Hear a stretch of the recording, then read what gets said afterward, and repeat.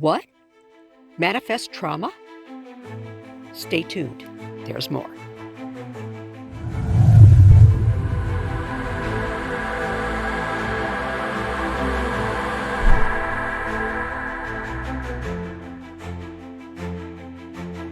It's time for Survivor Angels, an approach to strengthen trauma survivors.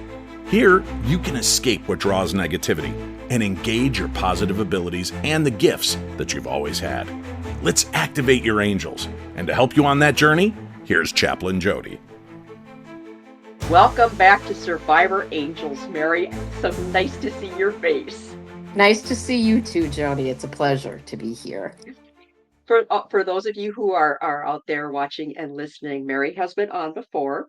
She is a psychotherapist and a social worker, clinical social worker, and she is full of incredible knowledge, not only from the books, but also from experience. And so I wanted to bring her on because, as I told you, Mary, I saw this comment on social media about a week ago that said that we are capable of manifesting our own trauma. Now, what pops in your head when I say that? The first thing that comes to mind when you say that is what most people might think of just saying, what do you mean by that? What do you mean I manifest my own trauma? How could I do this?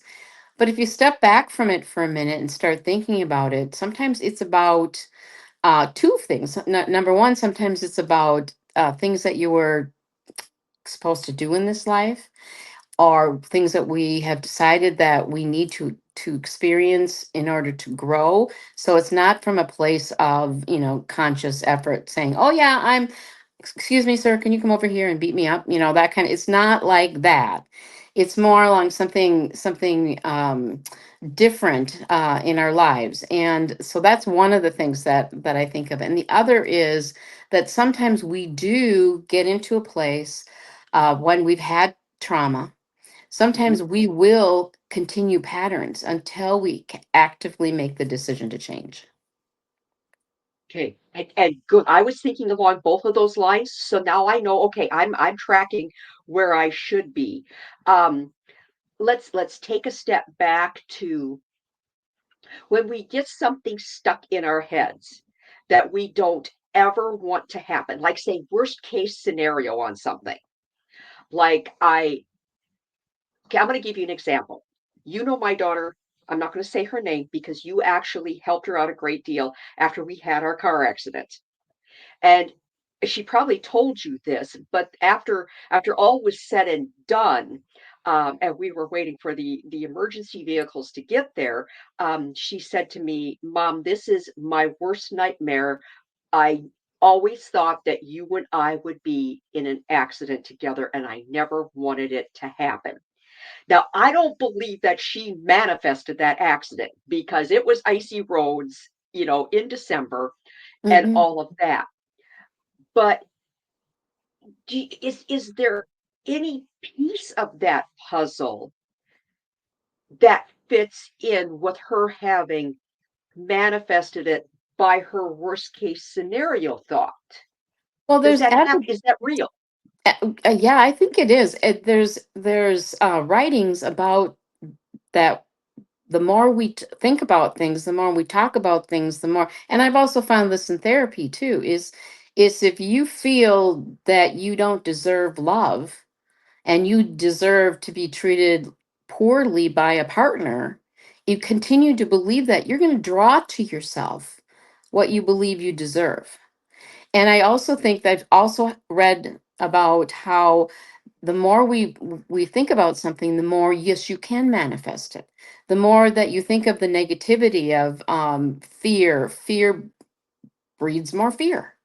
That's why the more we focus on negative things, the more possibility that is. It's called a self-fulfilling prophecy. Okay. And it can cause things that we're most afraid of to manifest.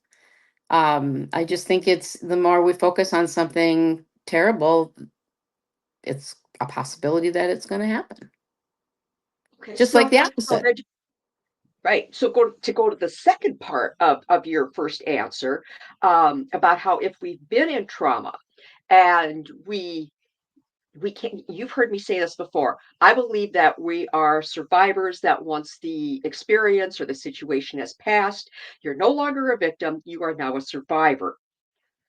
But when you think that you're still a victim, does that still perpetuate the trauma, at least in your mind and possibly your actions?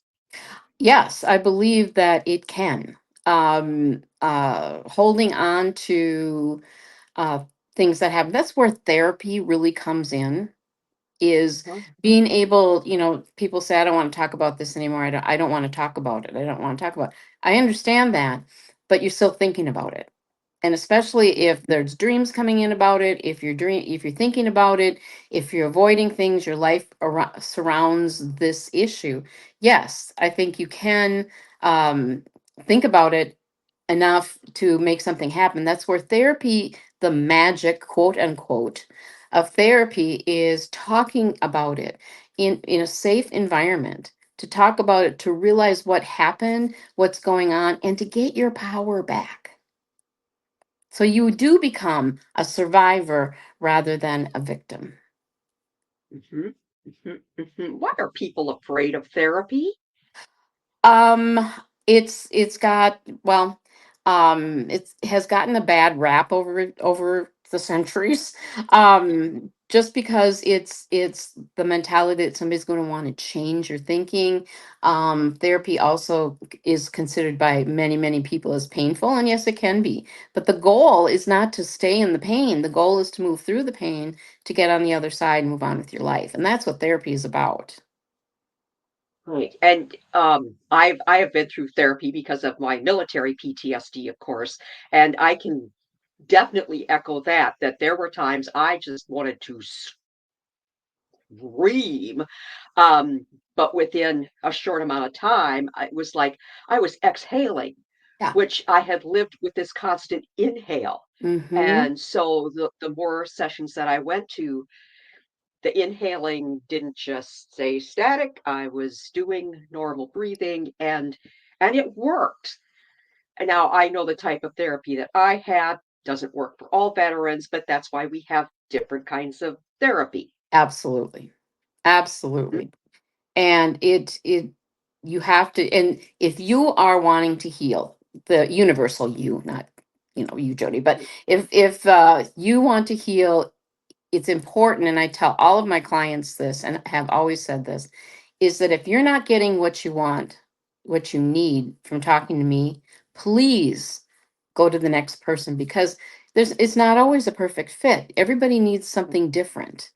And Right. I really do believe that it's about your healing and your journey of healing. So don't stop looking for the right fit.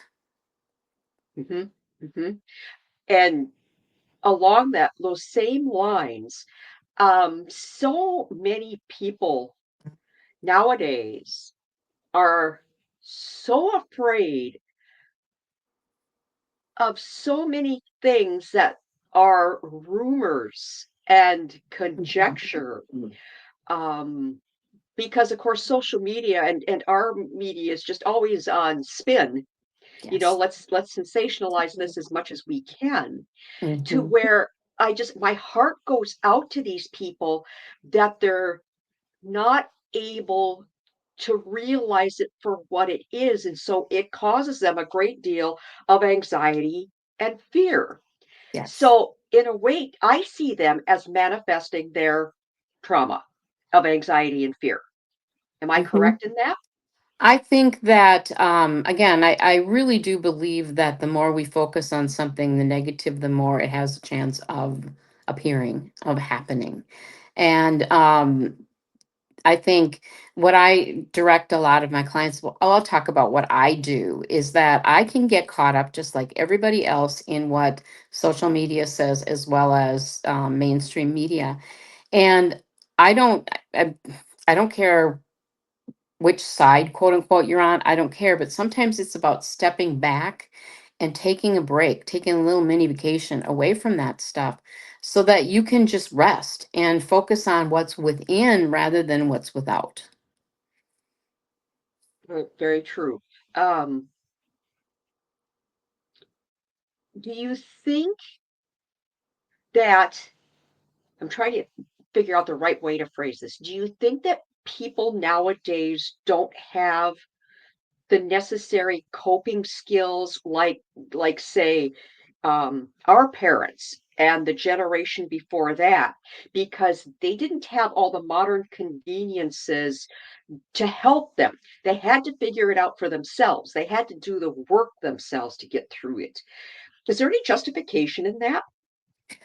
I think I really do believe that there's positive and negative on all of the new technology and changes and advancements. And I think one of the things that happens is that social media and media are so available to us that we can get overwhelmed with it. And literally, it's gotten to the point, I believe, you don't even know who to trust anymore. And so my belief is to say, okay, I'm taking a break from this because I need to go within. I need to not have all of this stuff coming to me like crazy, and I'm supposed to do this, I'm supposed to believe that, I'm supposed to go that way, I'm supposed to go that way. Instead, stop. There's a technique that I use that's called the stop technique. I don't own it, but I do use it, and it's the letter stop, STOP, stop. Say the word stop, even in your head. You don't have to say it out loud. T is take a breath. Always observe what you're doing. Take a look at what's happening, what you're feeling, what's going on with that. And P means proceed, which is you change what you're doing to something that is a more positive thing. That's about what we're talking about with the thoughts of being a victim, the thoughts of, how much you hate the other side, those kind of things, and how, blah, blah, blah, the world's going to hell in a handbasket, all that kind of stuff. And to when you proceed after you have that thought process is to proceed to something that is more positive. You're redirecting your thinking and going within sometimes, and sometimes just going to things and memories and things that make you feel better. And I have people that will say to me, I can't fall asleep at night. I lay there and all these thoughts are going through my head and I can't shut them down. So I can't go to sleep and I don't get a good night's sleep and I wake up tired. Of course, well, I give them angel pieces to work with because that's just what I do. As a therapist, what would you tell people who can't shut their minds off when they go to bed? There's a lot of different things that you can do. One is if you practice yoga, that's really helpful. There is some what's called bedtime yoga out there that I have had clients really be helped with that. I have also used what's called positive affirmations, and that's a repetitive thing that you say over and over and over again, like all shall be well, I am protected. If it fits with your faith, God is in control. All shall be well, and all shall be well, and all matter of things shall be well, which is a quote from uh, Saint Julian of Norwich, I believe. Um, and so it's finding something that you can say to yourself over and over. It's mantra. It's a mantra over and over again. So that helps you to go within, calm your thinking down. And sometimes you have to redirect. You might be saying, all is well, I'm okay, all is well, I'm okay. And you catch yourself going back over there into, but what if, and if I only hadn't, and blah, blah, blah. Then you just gently, the word is gently, you bring yourself back and go back to the mantras. All shall be well, I'm okay, you're all right, you're learning, things like that. It's finding something that fits for you. Well, my guess is that you're not going to get this down the first night, that this is repeated every night ad infinitum. Yes, yes. I think it is. And remember, one of the things from recovery programs is the phrase, "It's not perfection, it's progress," and that's what you're looking for. Is not perfection, because it doesn't work that way. You're looking to change things, so you're changing the direction of. This is one I use with my clients a lot. It's an old one. If you have a sink full of water and you have a plug, in the sink, you pull the plug out, what happens? The water starts going in a circle down the drain, right? If you put your finger in that circle and change directions for the water, first thing you get is chaos. You get Right. chaos. So, but if you keep at it and keep doing it, you can literally change the direction of the water going down the drain. Mhm. You have to keep doing it though, because okay, then it gets into things that are pew, above my head, but like gravity and what pole, what end of the world we're on and blah blah blah blah. That's the stuff that I don't understand, but I do know that you can change that direction. That's what this is about. It's about changing the way you think about certain things so that you can be free.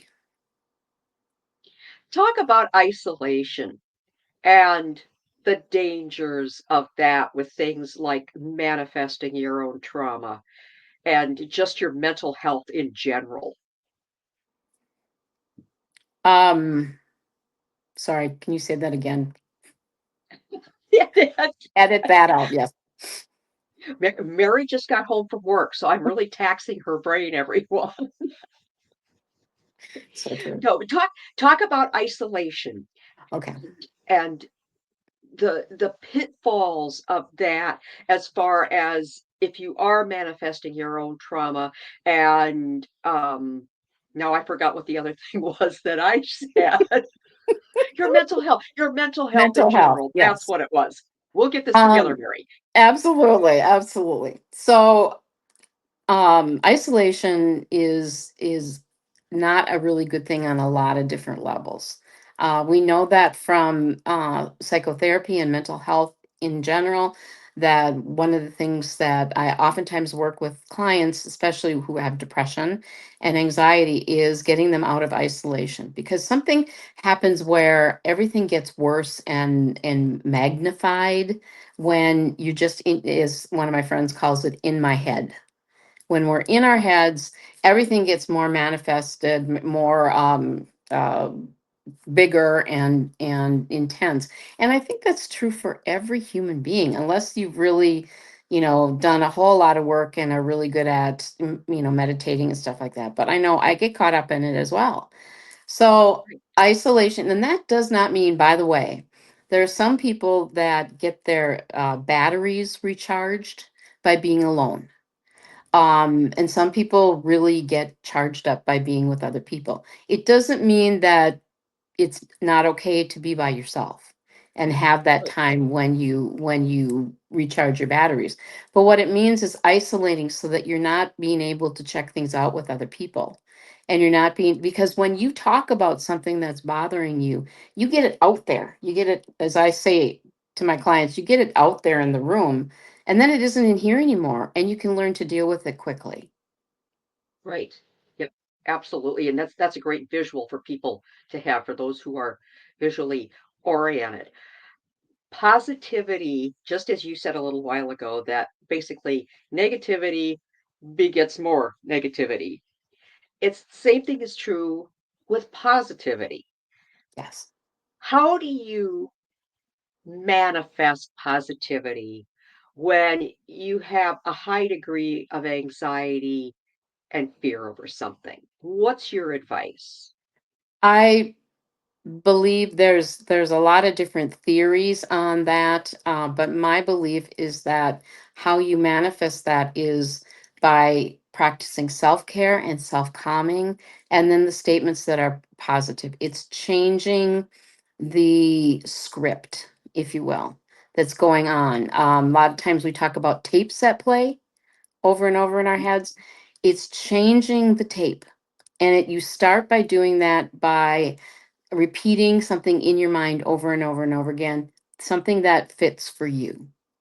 I had a client many years ago who loved the phrase, "I've got this." And to the point where she was going to get it tattooed on her arm. And Okay. so that was what worked for her, is over and over and over again she'd say, "I've got this. I've got this. I've got this. I've got this. I've got this." Over and over again. So, and what happened as time went by, again practicing this all the time, not perfection but progress, Progress. um and over and over again, and she started to really believe that she's got it. In the beginning, no, it's ridiculous. You say, why am I doing this? This is ridiculous. I don't have it. If I had it, Right. why would I be in therapy? And the bottom line is by telling yourself what I call the truth, telling yourself the truth that you do have it. You've got it. You know how to do this. You can figure it out. You can get better. You just need to start believing in yourself, and having somebody that you can talk to about this. Right. So we've established the fact that you can manifest your own trauma, and that looks several different ways. If you're sitting here at this point going, "Oh, I don't remember what they said," this is recorded. Go back and listen again. It's the beauty of recording. Yeah. Um, and Mary has given us some very, very helpful exercises and tips here on how to move ourselves from the point of I am a survivor, but I'm not a happy survivor, to I am a content survivor from any trauma that we have either manifested, experienced in one form or another. Any last words for our listeners and our viewers, Mary, on this? I think the number one thing that I want people to know is that when we talk about manifesting our own trauma, we are not saying people are bad because they do this, or they're doing it to themselves. The bottom line is that it's more of a way we see the world, and wanting to bring in some positives, and what we're used to doing, the tape we're playing, is the negative. And we can create whatever is going on in our minds. We can create that. That's the Mhm. power that we have. So if you've got the power to create the negativity, of course you're going to have the power to create the positivity. Perfect. Mary, thanks so much for coming on Survivor Angels again. Absolutely, it's a pleasure as always. We'll have to do lunch. Yes.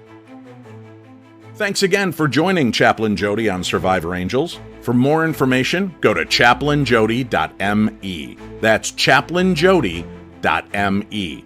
And on Facebook at Survivor Angels Chaplain Jodi. This is Dave Schrader. Until next time, sending you off to activate your angels.